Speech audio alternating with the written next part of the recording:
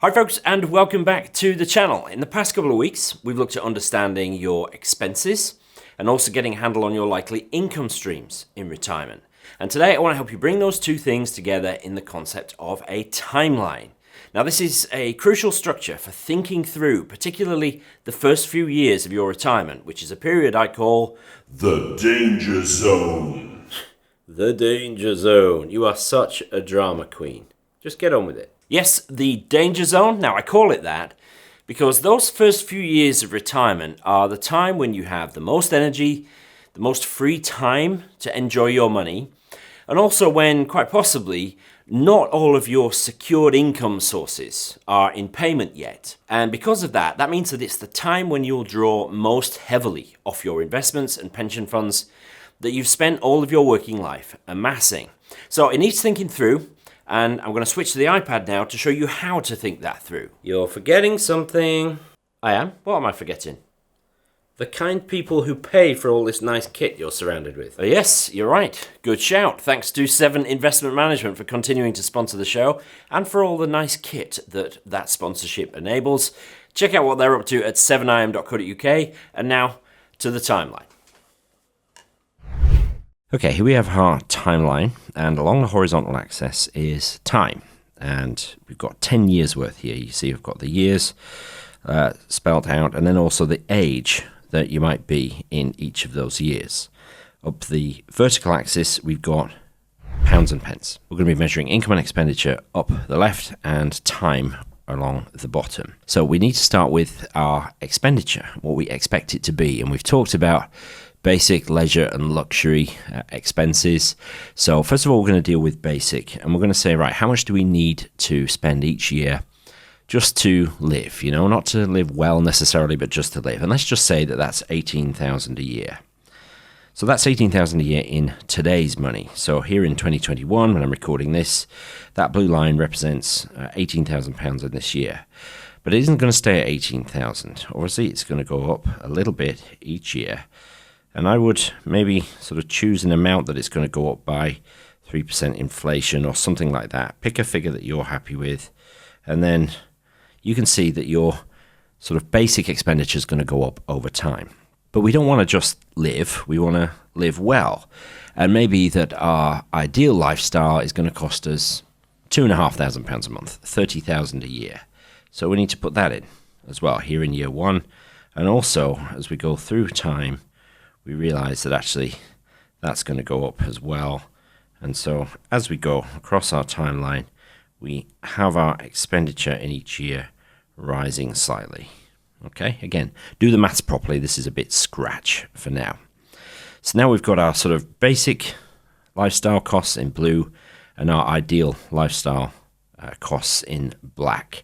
The other thing we might need to add in is milestones. Maybe we have a daughter that's going to get married in 2023. I've just realized I got my years wrong, but never mind. Don't worry about the fact that the years are wrong here in the first two columns. It's really the ages, I guess, that matter. So maybe here in year 3 of the plan, which is March 2022, just like the previous one, that our daughter is going to get married, and that's going to cost us 10,000. So actually, our expenditure in that year isn't going to be just our sort of desired lifestyle. There's going to be a big spike in that year, big increase to our expenditure because we are paying for a daughter's wedding. And you might have other milestone expenses in your timeline. So now that we know what we need to spend in each year, and we've kind of added that in pictorial fashion on our timeline here, we need to bring in sources of income now. So maybe in the first year of your timeline here, you're still going to be working and you're earning 40,000 a year, say. So put a block in the first year in a particular color to represent your employment income. All right, I tend to use blue for that, a sort of mid-blue. But maybe rather than stopping on a cliff edge, you decide you're going to go to 2.5 days a week for a couple of years. So in the years after that, you can put that you're going to be earning rather less than you were in year 1, but there's still going to be some earned income coming in. But after that, your earned income is going to stop altogether. And we might also know when our state pension is going to kick in, and we might know how much it's going to be. So we might know that our state pension is kicking in at 66. It's going to be 9,339 in today's money. So by the time we get to age 66, let's just say it's this much. And a little bit more the year after, and every year thereafter.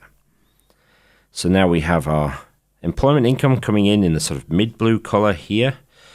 And then we have our state pension kicking in here. And we've got a bit of a gap here. But do you know what? We've got a rental property, as it happens. And we've got a little bit of rent coming in. So that's coming in already. So we're going to put that in. And we're going to put that in every year in the timeline. So you can see we're building up a picture of money coming in. And finally, let's just say you have a defined benefit pension, which begins when you are 65. It begins with a bit of a lump sum. Nice, tasty lump sum in the first year. And then a smaller amount, but comes in guaranteed, nice and regular, say. So you can see from this image now that we've got our sort of basic living expenditure along that light blue line and our milestone and desired living expenditure along that black line.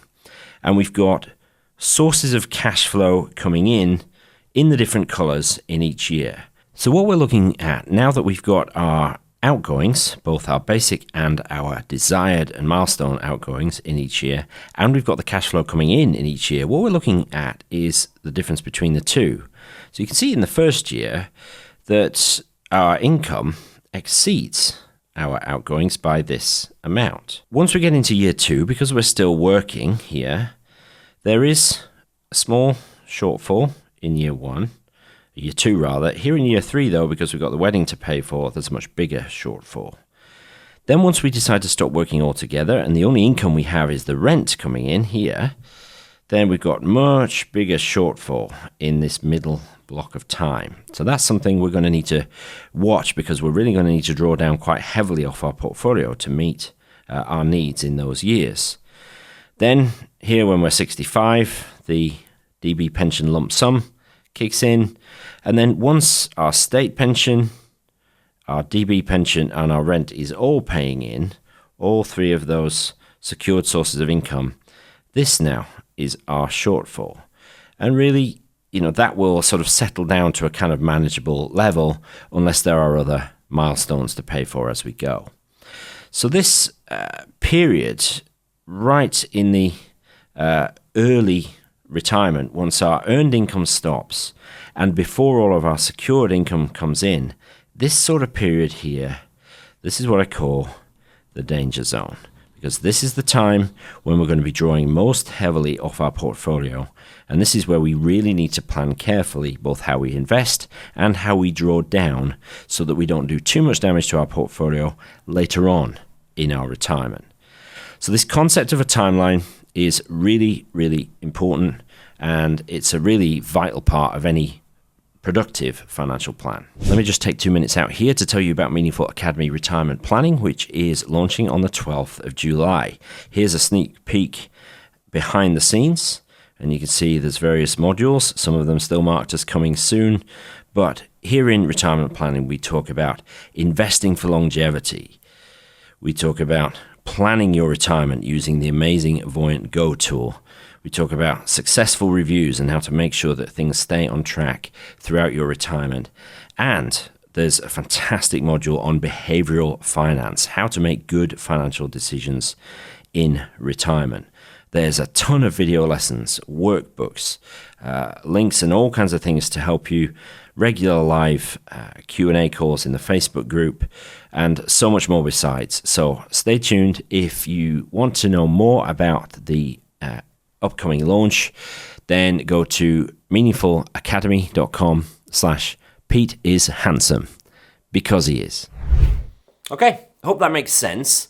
I often find that when I go through the planning process with clients, the idea of a timeline and the blocks of color to represent the different sources of income really clarifies things in their minds.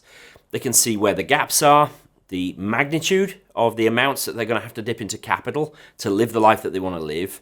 It's really powerful stuff, and it forms the basis of all kinds of things, from planning the makeup of your portfolio to planning to navigate the tax allowances and lots more besides. Now, next week, I'm going to give you a sneak peek at Meaningful Academy, and specifically at Voyant Go, which is the incredible planning tool included as a part of the Academy, which will take the work that we've done today on the iPad, doing it just sort of freehand and trying our best to work it out. But it'll take that to the next level and can help you navigate your retirement and help you plan it, particularly in the early years. So that's coming next week. Till then, thanks for joining me today. Please smash that like button, hit subscribe if you haven't already, and have a great week.